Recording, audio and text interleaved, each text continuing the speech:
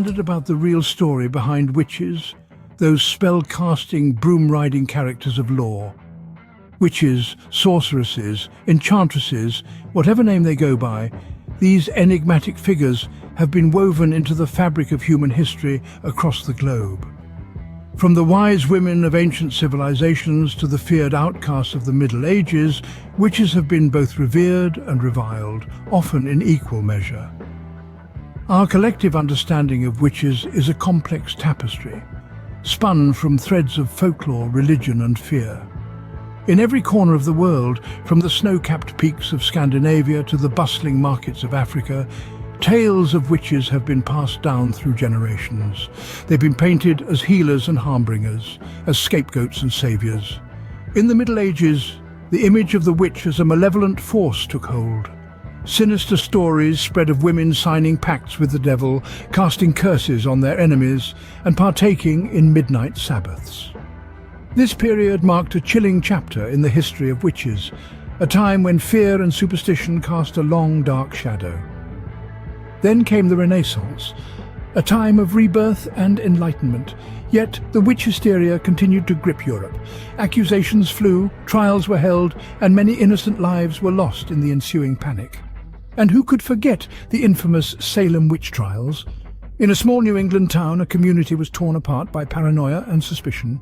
The events that unfolded there have become a symbol of the destructive power of mass hysteria. But this is just the beginning of our journey. The history of witches is as multi-layered and mysterious as the witches themselves. It's a tale of power and persecution, of fear and fascination. It's a story that continues to unfold even in our modern world. So buckle up as we embark on a journey through the captivating chronicles of witches. Picture yourselves in the Middle Ages, a time of fear, superstition and, you guessed it, witches. Let's voyage back in time to when the world was a tapestry of tightly knit communities steeped in folklore and superstition. In this era, witches were often seen as healers and wise women. They were the ones who knew which herbs could soothe a fever, help a cow give more milk, or ensure a bountiful crop.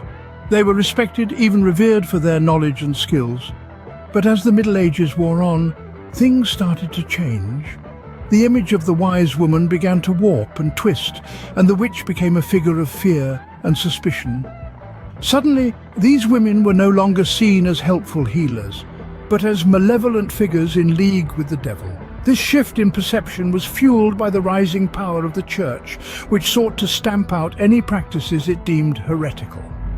As fear and suspicion grew, so did the accusations. Women who were different, who lived alone, or who simply upset the wrong person, found themselves accused of witchcraft. The first witch hunts began, a chilling precursor to the notorious trials that would come in later centuries. These hunts were often brutal affairs. Accused witches were subjected to harsh interrogations and even torture in an attempt to extract confessions. Some were even put to death, their lives cut tragically short by a wave of fear and misunderstanding that swept across the land. Yet despite the fear and persecution, the tradition of the witch endured. These women, with their knowledge of herbs and healing, continued to play a vital role in their communities. They were the midwives, the healers, the wise women who helped their neighbors in times of need. As the centuries turned, so did the tide for witches, leading us to the Renaissance. The Renaissance, a period of enlightenment, art, and a rampant witch craze. Now, you might be wondering, how did the age of reason and refinement also become a hotbed for witch hysteria? Well, hold on to your broomsticks because we're about to take a deep dive into the madness. During the Renaissance, the fear of witches was not just a simple scare, it was a full-blown obsession. This was a time when the Malleus Maleficarum, also known as the Hammer of Witches, was published. This infamous book, written by two German monks, essentially served as a guidebook for identifying, prosecuting and executing witches. It claimed that witches were in league with the devil and were responsible for all sorts of ailments and disasters. This chilling text was a bestseller of its time, second only to the Bible. As if this paranoia wasn't enough, the Renaissance was also a time of significant social, economic and religious changes.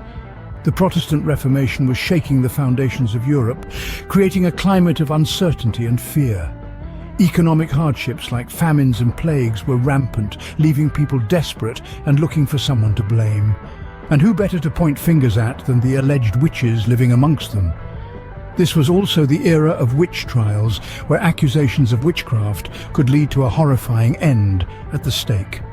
Thousands of people, mostly women, were accused of witchcraft and executed. These trials were often fueled by personal vendettas, fear and superstition, creating a vortex of hysteria that swept through Europe like a wildfire. In the midst of this chaos, it's important to remember that the people accused of witchcraft were not the villains they were painted to be.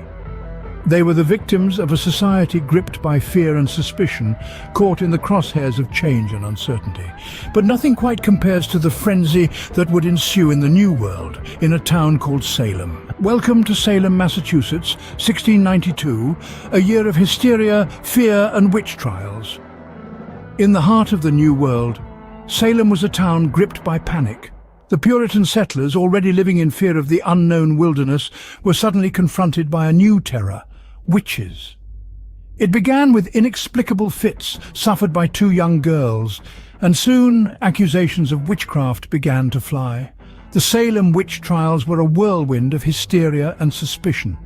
Key figures emerged in this narrative, such as the afflicted girls who claimed to be tormented by witches, the local ministers who fueled the fear, and the accused witches themselves. Tales of spectral evidence and diabolical pacts filled the courtroom. The accused were mostly women, but men were not immune to the accusations. Even the wife of the governor was not safe. In the end, 20 people were executed, all victims of a society in the grip of fear and superstition. 14 women and 5 men were hanged, and one man, Giles Corey, was pressed to death under heavy stones for refusing to plead. To understand the Salem witch trials, we must delve into the society that spawned them. The Puritans were a deeply religious and superstitious group. Their strict moral code and belief in the supernatural created a fertile ground for such a panic to take hold. The trials ended as abruptly as they began. The governor, perhaps fearing for his own wife's safety, called a halt to the proceedings. The aftermath left a scar on the community, a reminder of the power of fear and the dangers of mass hysteria. The Salem witch trials marked a notorious period in witch history, but it was far from the end. As we delve further into the enigma of witches, we'll see that the trials were merely a dark chapter in a much larger story, a story that continues to captivate us even today. The Salem witch trials marked a notorious period in witch history, but it was far from the end. Fast forward to the present day, where witches have taken a completely different form. No longer are they the feared and misunderstood outcasts of society, hidden in the shadows. Today they are celebrated figures in our culture, representing freedom, empowerment and a connection with nature. Let's delve into the rise of Wicca, a modern pagan witchcraft religion. Founded in the mid-20th century, Wicca was developed by figures like Gerald Gardner and Doreen Valiente, who sought to revive the positive aspects of witchcraft and distance it from negative preconceptions.